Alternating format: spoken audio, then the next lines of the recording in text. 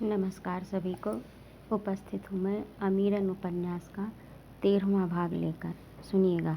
मुझे आपत्ति है, कहते हुए एक ठाकुर साहब जो कि खैरपुर के ही निवासी थे तनकर खड़े हो गए। उनके समर्थन में एक टिकार के भी ठाकुर खड़े हो गए। कौन हैं ये लोग? क्या आपत्ति है इनको? छेदालाल भौचक होकर कान्हू जी से पूछने लगे।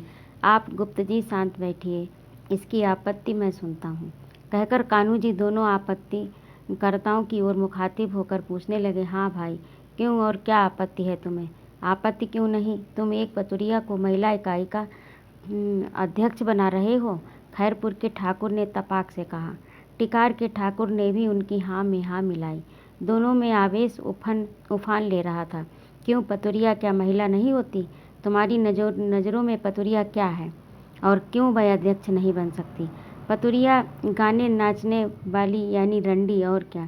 नाच गाना क्या बुरी चीज़ है? ये तो कला है, और कलाकार तो और भी प्रभावी ढंग से संगठन का काम देख सकता है, उसका व्यापक विस्तार कर सकता है। तुम तो मिस्कार हो, तुम तो उसकी तरफदारी करोगे ही। उस ठाकुर के मुँह से ज्यों ही ये बात निकली, सुनते ही कान्हू के शरीर का तापक्रम शिखर पर पहुंच गया। क्रोध से उनका चेहरा तमतमा उठा, अंग फड़क उठे। दांती पीसते हुए बोले, अच्छा मैं मिस्कार हूँ, मैं मिस्कार हूँ। फिर चीते जैसी तेजी दिखाकर कान्हू जी झपटे और सड़ाका भरते हुए उस ठाकुर को दबोच लिया। उसे जमीन पर पटक कर कान्हू जी उसकी छाती पर चढ़ बैठे। बोले, मैं मिस्कार हूँ हरामजादे, अपने को नहीं देखता, बना घूमता है अध्यापक और अपनी विधवा पुत्र वधू से यौन संबंध स्थापित करता है, उसे अपनी पत्नी बनाकर रखता है।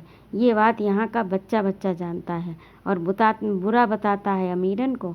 अरे धूर्त, तुझ जैसे को तो तुलसीदास ने बद्ध करार दिया है, लेकिन मैं जूते मार कर ही तुझे अपमानित करता हूँ, कहकर कान्हू ने उसके 10 जूते मारे। मैं छूट कर वहाँ से फौरन भागा। उसे टिकार के ठाकुर हाँ हाँ करके बचा रहे थे। उन्होंने कान्हू जी का हाथ भी पकड़ लिया। अतः खैरपुर के ठाकुर को ध्वस्त कर कान्हू ने टिकार के ठाकुर को धर पकड़ा। फिर भीड़ की ओर मुख कह के कहने लगे, देखो लोगों, इस व्यक्ति की सूरत देखो, इसका हुलिया देखो। इसने टिकार के ठाकुरों का नाम बदनाम कर रखा है। बड़ा कटुवादी है, गंदी से गंदी गाली देना इसकी आदत है। ये सरकारी नौकरी में था, वहाँ इसने एक मेहतरानी भगाई तो मेहतरों ने इसे पकड़कर पहले जूतों से पिटाई की, फिर विभाग में शिकायत कर दी, तब ये नौकरी से निकाल दिया गया। टिकार में भी इससे झूठ और बेईमानी का धंधा फैलाकर दूसरों की धन संपत्ति पर कब्जा कर रखा है। इतना नीच आदमी शायद ही कहीं मिले, इसलिए यदि इसके 10 जूते मार दूं तो मुझे दोष मत देना। दुष्ट को दंड देने में क्या बुराई दंड देने में कोई बुराई नहीं है। उसके बाद लोग हाँ हाँ करते ही रहे, मगर कान्हू जी ने उसके 10 जूते मार ही दिए, लात मार कर भगा दिया। वह दूर तक बड़बड़ाता हुआ चला गया, मगर पीछे मुड़कर नहीं देखा। कान्हू ऐसा दुस्साहसपूर्ण कृत्य कर वापस अपनी स्थली पर आ गए। क्रोध और आवेश के मारे उनका शरीर अब भी काँप रहा था, आंखें अंगारा बरसा रही थी। पूरी सभा में मरमर स्वर गूंज रहा था, लेकिन कान्हू की उग्रता और क्रोध की पराकाष्ठा देखकर कोई बोलने का साहस नहीं कर पा रहा था। किसी तरह हिम्मत करके स्वरूपानंद जी बोले, कान्हू जी, आज तो बड़ा भयंकर रूप आपका हम सबको देखने को मिला। जहाँ तक मैं समझता हूँ, इतनी उदंडता से तो किसी के साथ भी पेश नहीं आना चाहिए। हम लोग कांग्रेसी हैं और कांग्रेसी गांधी जी की नीतियों का अनुगामी होता है। क्षमा और सहिष्णुता एक कांग्रेसी का प्रमुख गुण है। गांधी जी का तो यहाँ तक कहना है कि यदि तुम्हारे गाल पर कोई चांटा मारे तो दूसरे चांटे के लिए भी गाल कर दो। आपको संयम से काम लेना चाहिए था। आपके इस प्रदर्शन से तो हम सभी लोग लज्जित हो रहे हैं। आप ही बताइए, क्या आपने ये अच्छा काम किया? स्वामी जी, कान्हू जी की वाणी आवेश के कारण लड़खड़ा रही थी, लेकिन अभिव्यक्ति बेलौस थी। मुझ में एक कांग्रेसी के गुण हैं अथवा नहीं, इस पर आप विचार करके निर्णय लेने के लिए स्वतंत्र हैं। राष्ट्र की सेवा कांग्रेस से बाहर रहकर भी की जा सकती है। मेरा लक्ष्य राष्ट्र सेवा है, ना कि कांग्रेस में रहना। कांग्रेस में भी नरम दल और गरम दल 2 धड़े हैं। आप उचित समझें तो मुझे गरम दल का सदस्य मान लें, और ना उचित समझें तो मुझे कांग्रेस से निष्कासित कर दें। गांधी, बटुकेश्वर दत्त, राजगुरु, सुखदेव और सुभाष चंद्र बोस की भूमिका कम महत्व की नहीं है। और फिर गांधी जी का स्वयं का कथन है कि कायरता और हिंसा में से किसी एक को मुझे चुनना पड़े तो मैं हिंसा को चुनूंगा। आज मैं एक नारी का अपमान करने वाले इन दुष्टों को दंडित न करता तो मेरी ये सहिष्णुता नहीं कायरता होती। आप ये भी जानते हैं कि त्रेता में एक नारी सीता अपमानित हुई तो लंका दहन और रावण वध हुआ। द्वापर में नारी द्रौपदी अपमानित हुई तो महाभारत मचा, कौरवों का विनाश हुआ। आज भी एक नारी को अपमानित करने का प्रयास किया गया तो कुछ तो तांडव होना ही चाहिए था। ये तो उन दुष्टों को कम से कम दंड था।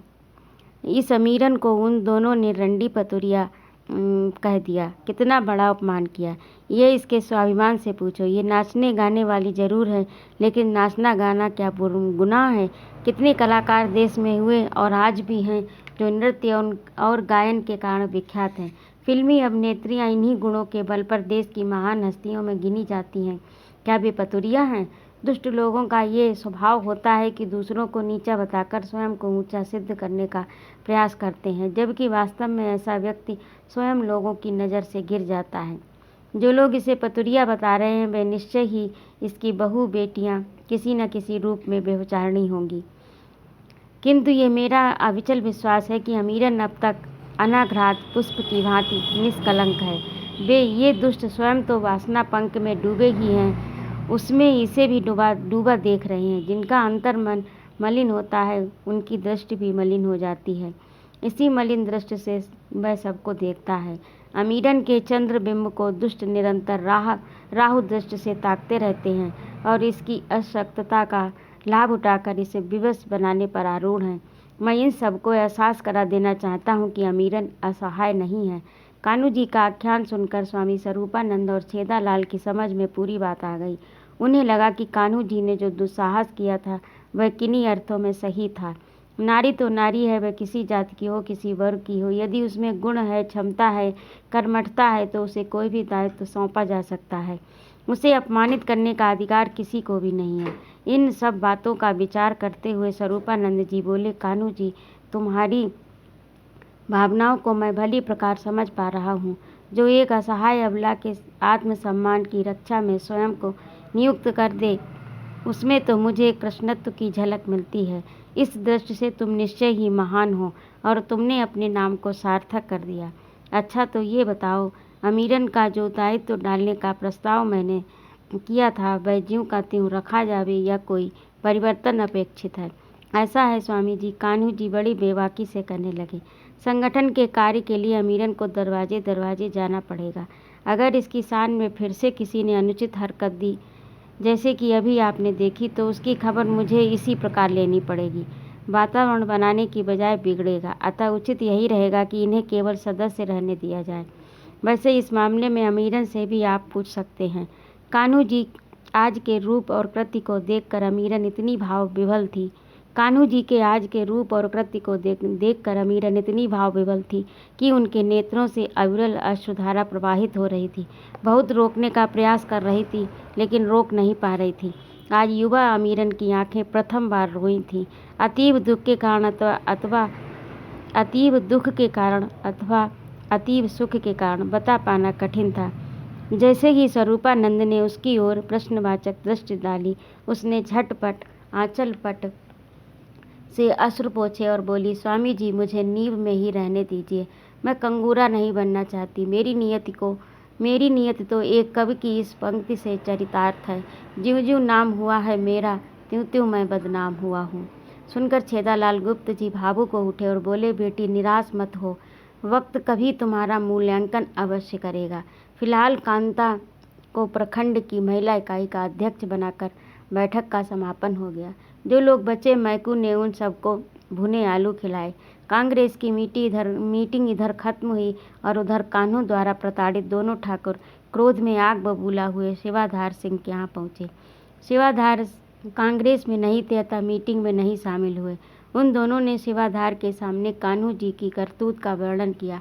कान्हू को जवाब देने के लिए सेवाधार तो ऐसे मसाले की तलाश में ही थे। बोले, कान्हू बड़ा बेहुदा है, उसकी इतनी हिम्मत कि तुमसे उसने मारपीट की। हिम्मत रखो, मज़ा चखाऊंगा कि ज़िंदगी भर याद रखेगा। चलो अरबल, अभी चलते हैं, कहकर सेवाधार ने लहड़ू मचवाया और दोनों को लेकर अरवल चौकी पहुँचे। दरोगा बहादुर सिंह टिलियापुर गए हुए थे, अतः नहीं मिल सके। हेड मुहर्रिर ने कहा, तहरीर लिख दे जाइए, दरोगा जी आकर जांच करेंगे, तब रिपोर्ट लिखी जाएगी। यदि कोई चोट हुई हो तो डॉक्टरी रिपोर्ट चाहिए। कुछ देर दरोगा के इंतजार में ये लोग बैठे रहे, फिर तहरीर देकर वापस लौट आए।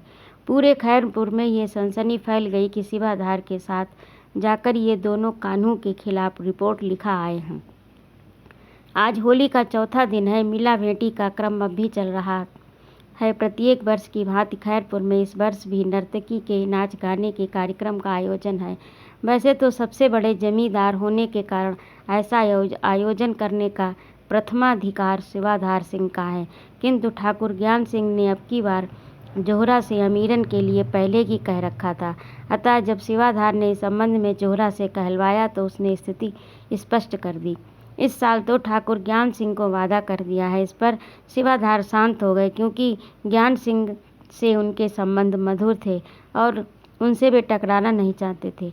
आज ज्ञान सिंह के दरवाजे पर सवेरे से ही चहल पहल है, क्योंकि लोगों को मालूम है कि अमीरन की कलाकारी आज यहाँ रंग लाएगी। पूरे चबूतरे पर दरियाँ बिछा दी गई हैं तथा नृत्य स्थल पर कालीन की व्यवस्था है। भारी सा शामियाना तान दिया गया है। शाम होते ही 4 गैसी लालटेनों की रोशनी से पूरा चबूतरा जगमगा उठा है। तमाशा देखने वालों की भीड़ जुटने लगी है। खैरपुर, टिकार, बेड़ी जोर, बेहतर, शेखपुर, इस्माइलपुर, दयालपुर, परचौली, पुरारतन आदि के गांव की चुनिंदा हस्तियां आमंत्रित हैं। ज्ञान सिंह ने लौंग, इलायची, गोला, मिश्री तथा पान की गिलौरियों की व्यवस्था पहले ही कर रखी है। 8 बजे साजिंदे आ पहुँचे।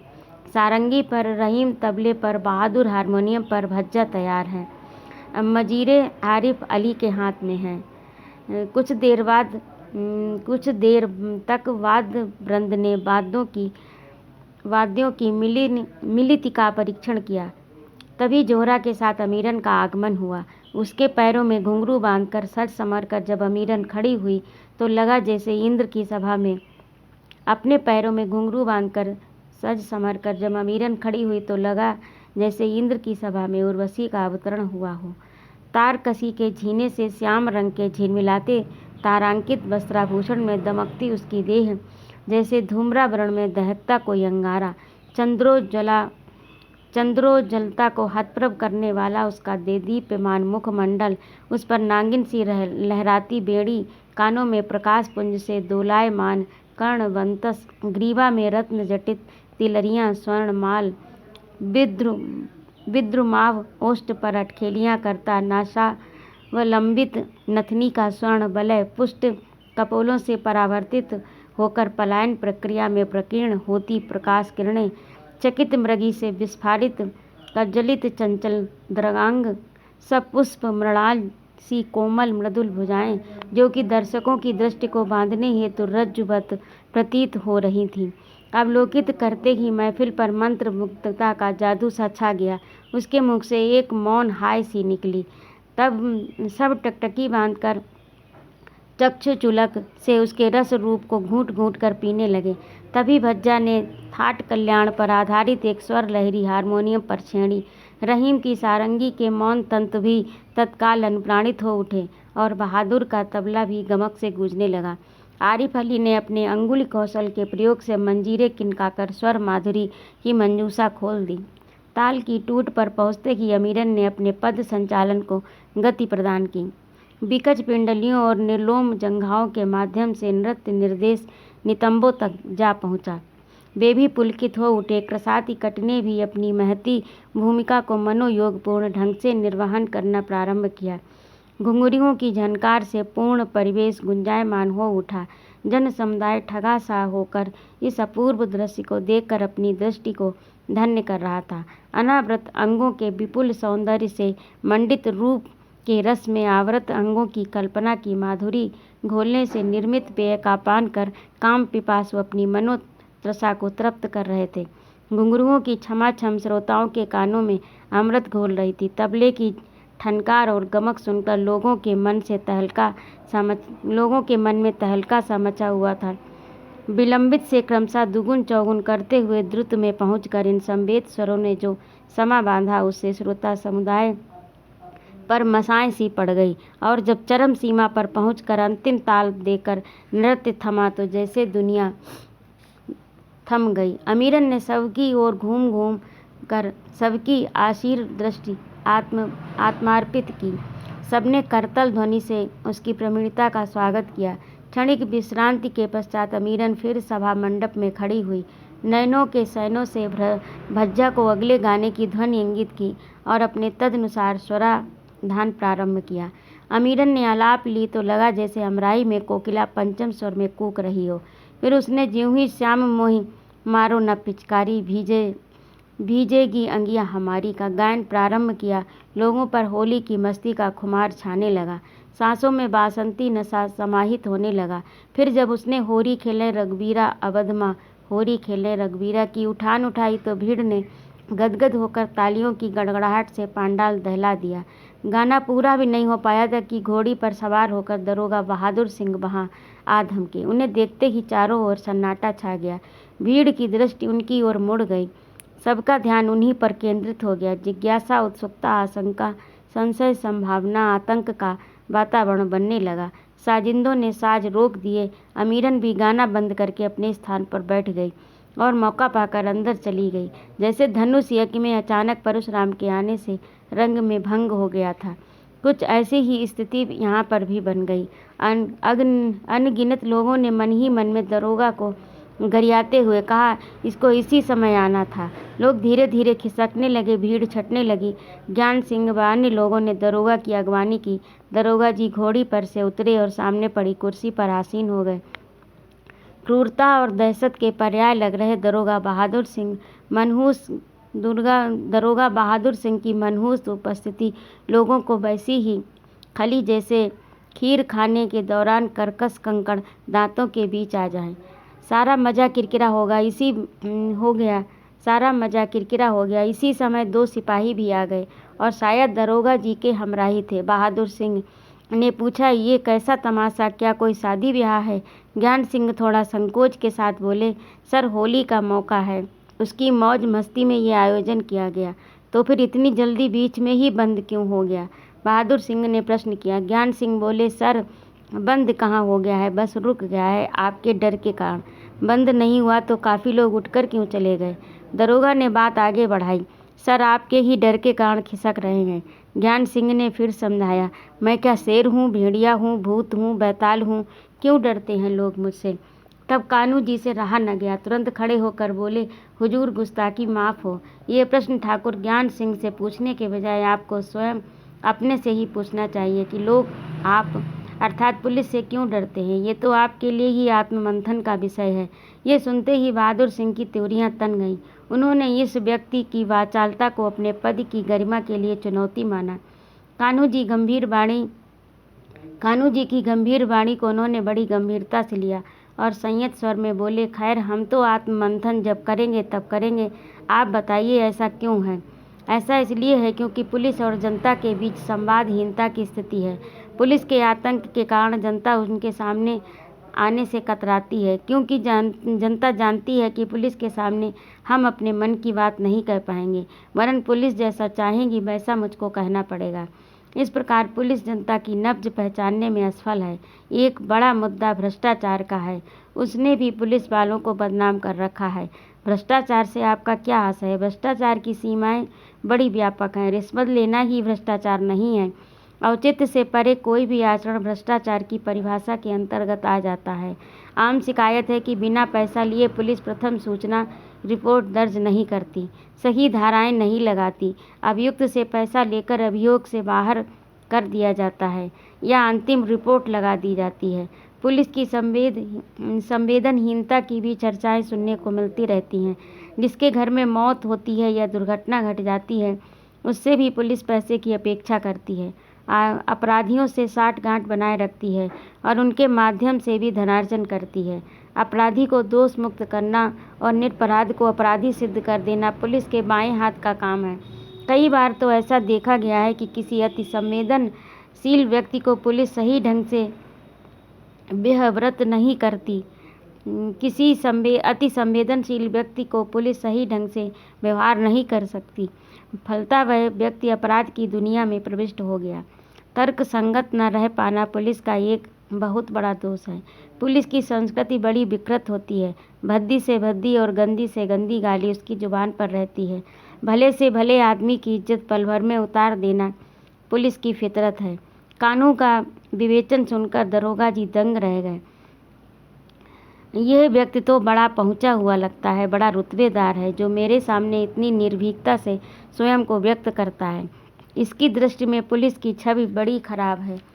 बड़ी जानकारी दी इसने हमें। अंततः वे मुस्कुराकर बोले, ठाकुर साहब, किसी की भी बुराइयां निकालना बड़ा आसान है।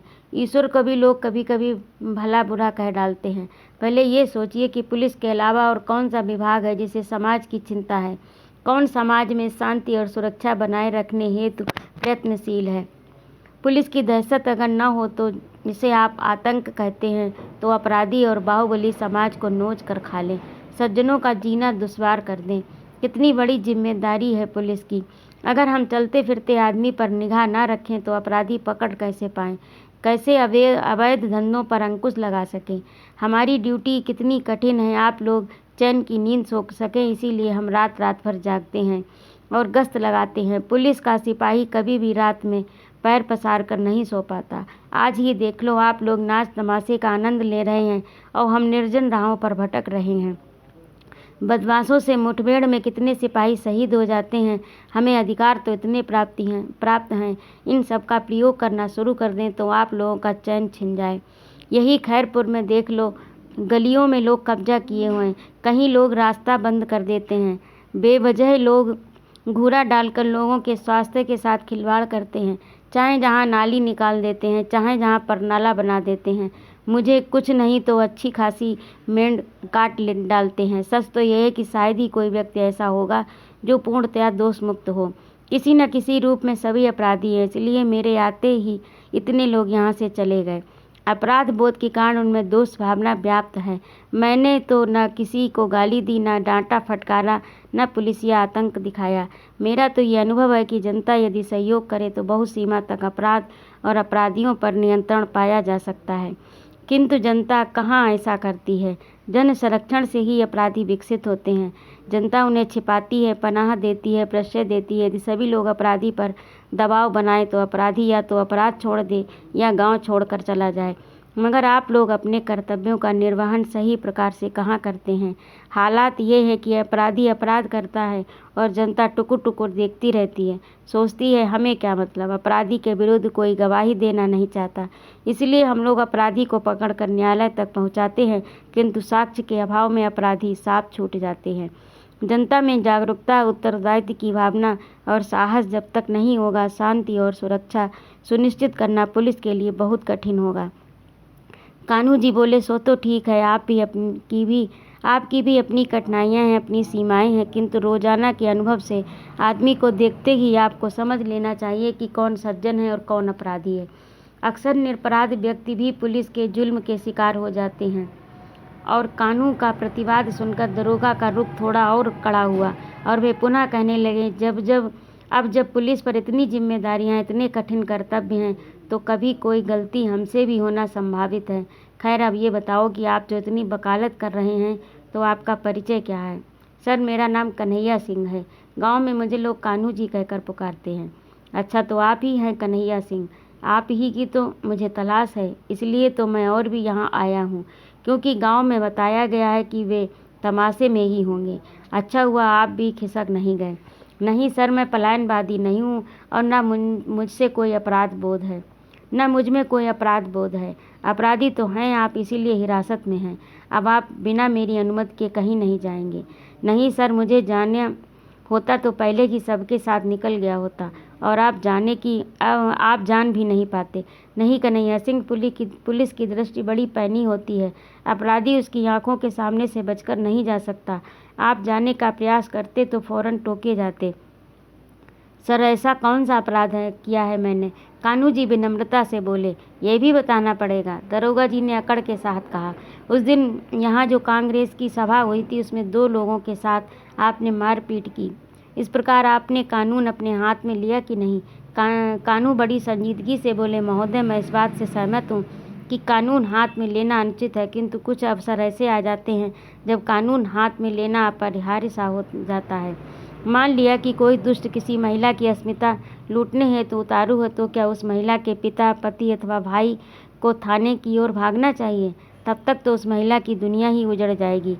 ऐसे अवसर पर तो उस अपराधी की धुनाई ही करनी पड़ेगी, फिर चाहे वो किसी सीमा तक जाना पड़े। कोई दहेज लोभी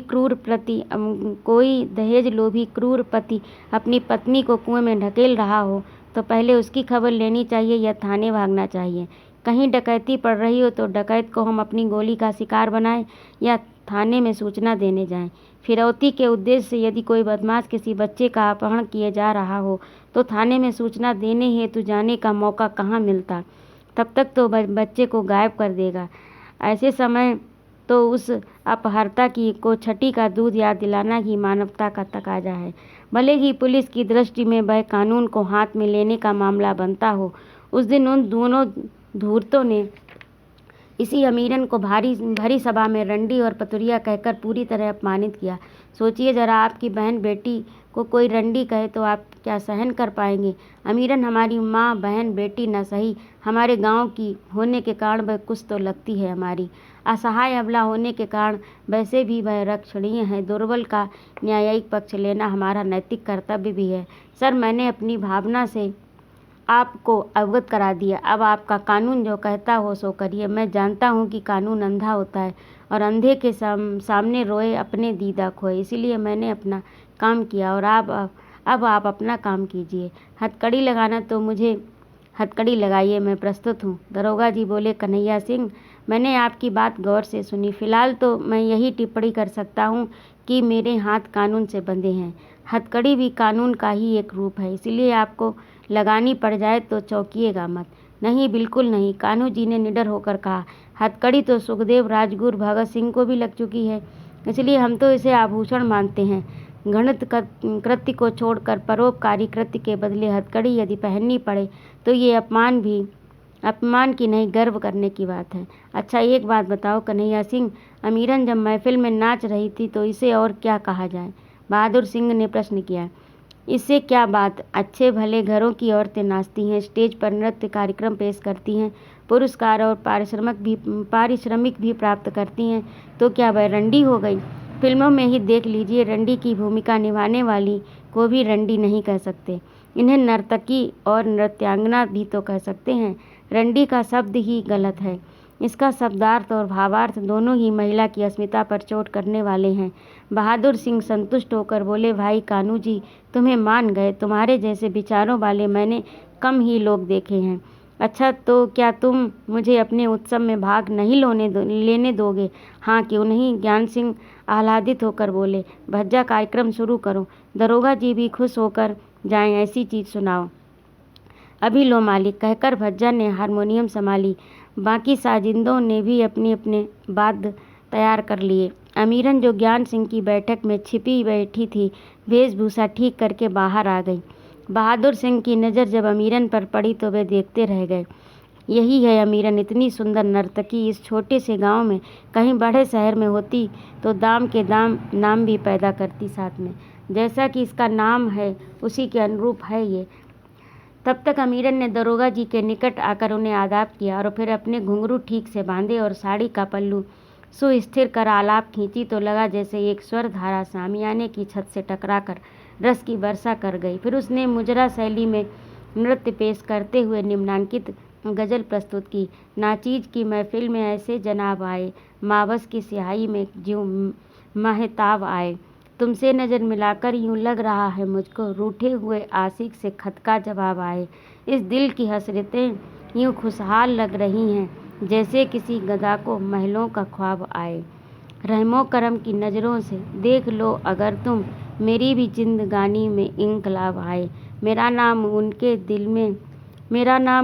दिल में लिखा है, कैसे पढ़ लूँ जब तक न उनका चेहरा बनकर किताब आए। गज़ल सुनकर बहादुर सिंह झूम उठे। अमीरन ने जिस नाजो अदा और कायदे के साथ मुजरे की अदायगी की, उससे बहादुर सिंह का दिल बाग बाग हो गया। उन्होंने 10 रुपये जेब से निकालकर अमीरन की ओर ज्यों ही पुरस्कार के रूप में देने चाहे वह पीछे हट गई और फिर अपनी मादक मुस्कुराहट का गुलदस्ता पेश करते हुए उसने एक लोकगीत की तान उठाई। जाने कौन बेरिया सताई गई राम सैया गोरे से कारी पड़ गई, काहू सौतन नजरिया लगाई गई राम सैया गोरे ते कारी पड़ गई। इस लोकगीत पर कंठ की माधुरी लहरदार लयकारी के साथ अमीरन ने यह चपल नृत्य प्रदर्शित किया कि देखकर बहादुर सिंह मुग्ध हो उठे। कभी तो वे ताल पर काम कंदुकों की उछाल निहारते तो कभी सरपड़ी सी हवा में लहराती बाहों की कलाकारी पर रिश्ते, कभी लचकती कमर पर तो कभी रसवंती आँखों की चपल चितवन पर, कभी चिबुक की चारुता पर, झूलती केश लटों पर, कभी सम पर विचलित होती ग्रीवा पर, कभी तीक्ष्ण भुवों की भंगिमा पर, तो कभी अरुणाभ ओठों के सौष्ठव पर चमत्कृत होते। इतना मनोमुग्धकारी नृत्य इन्होंने पहली बार देखा था। जब गाना समाप्त हुआ तो बहादुर सिंह ने अब की बार 20 रुपये निकाले तो फिर अमीरन को देना चाहे तो, लेकिन वह पूर्ववत विनम्रता के साथ उसने उन्हें लेने से मना कर दिया। तो बहादुर सिंह ने उसे अपने पास बुलाया और निकट बैठने को कहा। ये था अमीरन उपन्यास का 13वां भाग। आप लोगों को कैसा लगा कमेंट करके ज़रूर बताइएगा। सादर नमस्कार सभी को।